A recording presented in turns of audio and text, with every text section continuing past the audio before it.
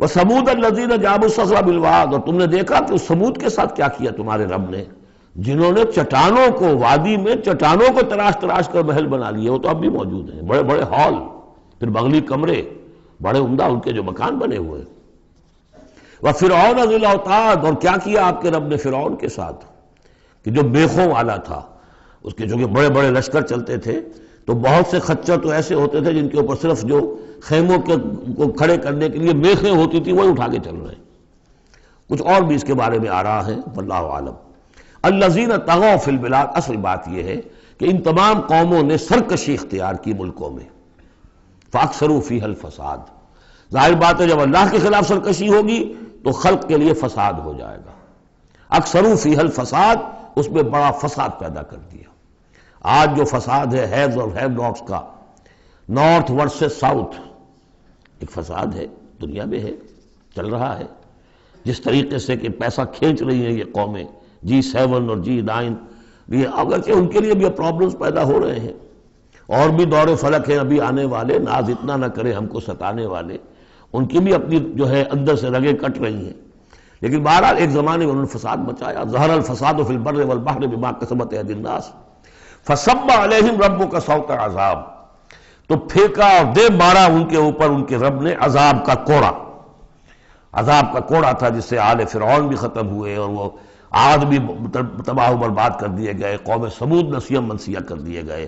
ان ربک لبالمرصاد، جان لو کہ تمہارا رب تاک میں بیٹھا ہوا ہے، گھات میں ہے. جو کوئی ایسی سرکشی کرے گا اس کا پھر یہی حشر کرے گا. یہ اب جو مضمون آ رہا ہے قرآن مجید میں بہت ہی اہم مضمون ہے.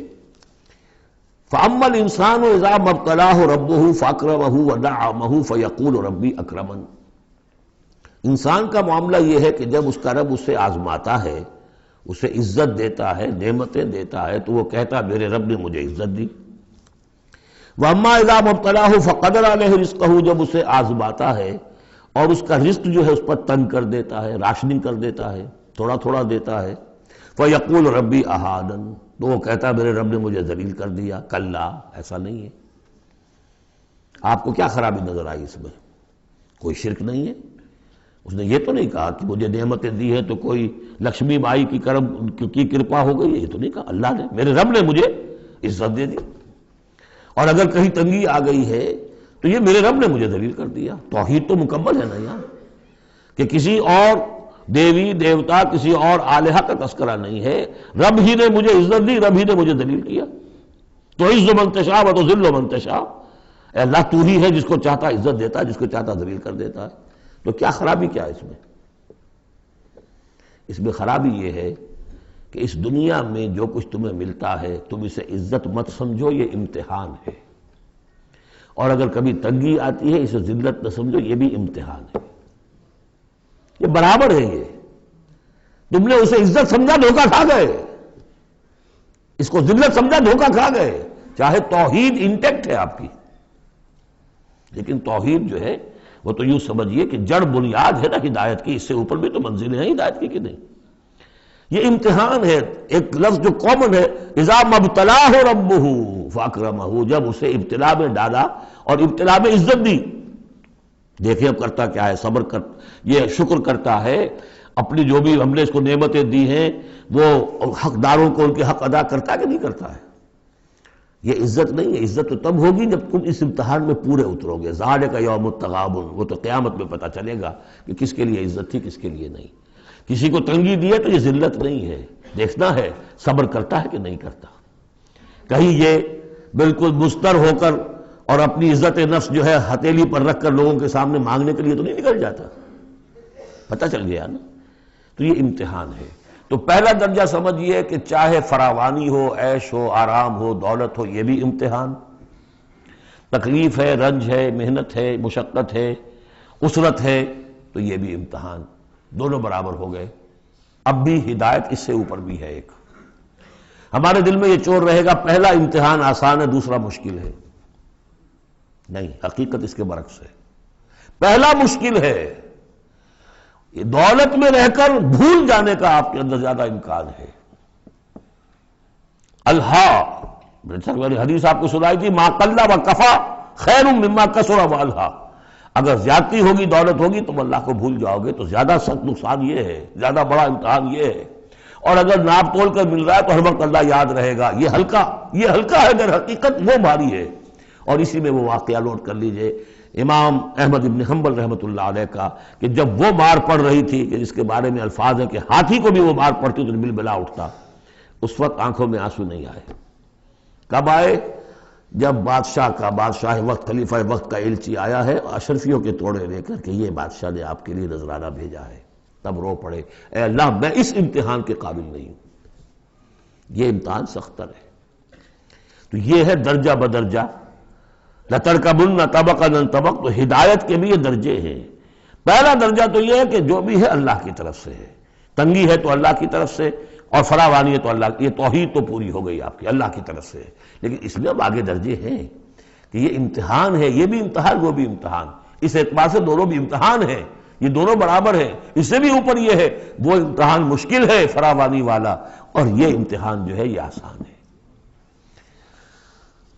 فَأَمَّا الْإِنسَانُ إِذَا مَا ابْتَلَاهُ رَبُّهُ فَأَكْرَمَهُ وَنَعَّمَهُ فَيَقُولُ رَبِّي أَكْرَمَنِ وَأَمَّا إِذَا مَا ابْتَلَاهُ فَقَدَرَ عَلَيْهِ رِزْقَهُ فَيَقُولُ رَبِّي أَهَانَنِ كَلَّا۔ لیکن چونکہ تمہاری ذہنیت یہ ہے، لہذا تمہارا طرز عمل کیا ہے؟ بَلْ لَا تُكْرِمُونَ الْيَتِيمَ، تم یتیم کی عزت نہیں کرتے۔ وَلَا تَحَاضُّونَ عَلَىٰ طَعَامِ الْمِسْكِينِ، تم مسکینوں کو، غریبوں کو کھانا کھلانے پر ایک دوسرے کو اکساتے بھی نہیں ہو، خود تو کیا کھلاؤ گے؟ اس لیے کسی اور سے اگر کہہ دیں گے تو وہ پلٹ کر کہہ دے گا تم کیوں نہیں کھلا دیتے؟ لہذا بہتر یہ ہے کہ خاموشی رہو۔ وَلَا تَحَاضُّونَ عَلَىٰ طَعَامِ الْمِسْكِينِ وَتَأْكُلُونَ التُّرَاثَ أَكْلًا لَمًّا، اور تم چاہتے ہو کہ ساری وراثت اور میراث سمیٹ کر تم ہی ہڑپ کر جاؤ۔ اور وہ رواج وہاں پر یہ تھا، ہندوؤں میں تو اب تک بھی شاید ہے، کہ وہ بڑا بیٹا جو ہے بس وہی وارث ہے، باقی کسی کا کوئی حق ہوتا ہی نہیں۔ یہ تو قرآن نے دیا ہے تفصیلی قانون وراثت۔ باقی یہ ہے کہ جس شخص کا ہاتھ پڑ گیا، جس میں جو بڑا کوئی طاقتور ہے، وہ چھوٹے بہن بھائیوں کو کیا دیتا تھا؟ کچھ بھی نہیں۔ تم چاہتے ہو کہ ساری میراث تم جمع کر کے ہڑپ کر لو۔ وَتُحِبُّونَ الْمَالَ حُبًّا جَمًّا، اور مال سے تو تم محبت کرتے ہو ٹوٹ کر، وہ تو گویا کہ کوٹ کوٹ کر بھری ہوئی ہے تمہارے دل میں۔ کلا، یہ دو صورتیں اس اعتبار سے ان کو ذہن میں رکھیے کہ خاص عرب کا جو ایک معاشرہ تھا، اس کا ایک کلچر تھا، اس کی ایک ثقافت تھی، اس کی تصویر ہے جو ان دونوں صورتوں میں آ رہی ہے۔ ایک ان کا اپنا ثقافت کا، ان کا ماحول، غریبوں کو کھانا کھلانا، یہ ان کے ہاں سمجھا جاتا تھا اچھا کام ہے۔ لیکن یہ کہ جو لوگ دولت کی محبت میں مبتلا ہو گئے، وہ کیسے کریں گے اس کو؟ اور جو بھی وہاں پر ہو رہا تھا، زوردار جو بھی ہے طاقت والا، سب کو سمیٹ لیتا تھا۔ کَلَّا اِذَا دُکَّتِ الْأَرْضُ دَکًّا دَکًّا، اس آیت کے ترجمے دو بھائیوں نے علیحدہ کیے ہیں۔ دو بھائی کون؟ امام الہند شاہ ولی اللہ دہلوی کے فرزندان گرامی رحمت اللہ علیہ و رحمت اللہ علیہما، باپ پر بھی رحمت ہو اللہ کی اور دونوں بیٹوں پر بھی۔ یہ موضع القرآن میں شاہ عبد القادر صاحب نے ترجمہ کیا ہے، جبکہ زمین کو کوٹ کوٹ کر پست کر دیا جائے گا، ہموار کر دیا جائے گا۔ اذا دکت الارض دکا دکا، اور جو ان کے بھائی ہیں شاہ رفیع الدین رحمہ اللہ، وہ کہتے ہیں کہ جبکہ زمین کو ریزہ ریزہ کر دیا جائے گا۔ اب عربی زبان کے اندر یہ سارے احتمالات ہوں گے، میں پہلے ترجمے کو ترجیح دیتا ہوں کہ زمین کو کوٹ کوٹ کر چپٹا کر دیا جائے گا، پھیلا دیا جائے گا۔ وَجَاءَ رَبُّكَ وَالْمَلَكُ صَفًّا صَفًّا، سورہ حاقہ میں آپ نے پڑھا تھا کہ اس روز فَيَوْمَئِذٍ فَإِذَا انشَقَّتِ السَّمَاءُ فَكَانَتْ وَرْدَةً كَالدِّهَانِ، یہ تو ہم نے پڑھا سورہ رحمان میں۔ اور پھر یہ کہ وہاں پڑھا بھربھرا سا ہو جائے گا، وَالْمَلَكُ عَلَىٰ أَرْجَائِهَا، اس کے کناروں کے اوپر جو ہیں وہ فرشتے ہوں گے۔ وَيَحْمِلُ عَرْشَ رَبِّكَ يَوْمَئِذٍ، عرش ربک فوقہم یومئذ ثمانیہ، اور 8 فرشتے اس روز اللہ کے عرش کو لے کر اتریں گے۔ جاء ربک والملک صفا صفا، اس سے اندازہ ہوتا ہے کہ قصہ زمین برسر زمین ہی طے ہوگا۔ جو ہم نے کمایا، جو گنوایا، یہی کمایا یہی گنوایا، کوئی نیکی کمائی تو یہاں اور کوئی بدی کمائی تو یہاں، یہ سارا قصہ زمین زمین ہی پر ہوگا۔ زمین کو پھیلایا جائے گا، مدت کھینچا جائے گا، چپٹا کر دیا جائے گا، کوٹ کوٹ کر پہاڑ چلا دیے جائیں گے، وہ ریت روئی کے گالے بن جائیں گے، نہ اس میں کہیں کوئی موڑ ہوگا، نہ اونچائی ہوگی، نہ ڈھلوان ہوگی، سورہ طٰہٰ میں ایک بار سے. تو یہ ساری چیزیں کر کے پھر یہیں پر اللہ تعالیٰ کا نزول اجلال ہوگا، اس کی کوئی تجلی ہوگی جس کو لے کر کے خاص طور پر 8 فرشتے جو ہیں وہ نازل ہوں گے. وَجَاءَ رَبُّكَ وَالْمَلَكُ صَفًّا، فرشتے ہوں گے صفے باندھے ہوئے. وَجِيءَ يَوْمَئِذٍ بِجَہنَّمَ، اور لے آئی جائے گی اس دن جہنم بھی. اور جیسا کہ میں نے عرض کیا غالباً وہ اسی زمین میں سے نکل آئے گی. یہی جو اندر موجود ہے، جو لاوا نکلتا ہے کبھی، ان تمام جو بھی یہ آتش فشاں پہاڑ ہوتے کہاں سے نکلتا ہے؟ یہ اندر ہے زمین کے. اگر اس کو کوٹ دیا جائے، اس کو کھینچا جائے تو وہی چیز ظاہر ہو جائے گی، سامنے آ جائے گی. واللہ عالم. یومئذ یتذکر الانسان وانیٰ لہ الذکریٰ، اس دن انسان کو سبق یاد آئے گا، یاد کرے گا، چیتے گا وہ انسان.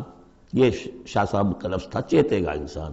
یاد آ جائے گا اسے کہ وہ کیا کر کے لایا تھا یہاں پہ، اور اسے پوری نصیحت حاصل ہو جائے گی. لیکن اب یہ نصیحت کس کام کی؟ یومئذ یتذکر الانسان وانیٰ لہ الذکریٰ، اب یہ کس لیے؟ اب تو اس کا کوئی فائدہ نہیں. وہ تو دنیا میں اگر تم نے دیکھا ہوتا، سوچا ہوتا، حقائق تم پر منکشف ہوتے تو فائدہ تھا، یہاں تو نہیں. یقول یا لیتنی قدمت لحیاتی، وہ کہے گا ہائے کاش میں نے اپنی زندگی کے لیے کچھ آگے بھیجا ہوتا. یہ لفظ نوٹ کیجیے، حیاتی. میری زندگی تو اصلی یہ ہے، آج معلوم ہوا مجھے. میں تو دنیا کی زندگی کو زندگی سمجھتا رہا، وہ زندگی نہیں تھی، وہ زندگی کی تمہید تھی، وہ ایک امتحانی وقفہ تھا. چھانٹی کرنے کے لیے اللہ تعالیٰ نے تمہاری بڑی طویل زندگی میں، وہ زندگی برطرز اندیشہ سود و زیاں ہے زندگی، ہے کبھی جاں اور کبھی تسلیم جاں ہے زندگی. تو اسے پیمانہ امروز و فردا سے نہ ناپ، جاویداں پہ ہم دواں ہر دم جواں ہے زندگی.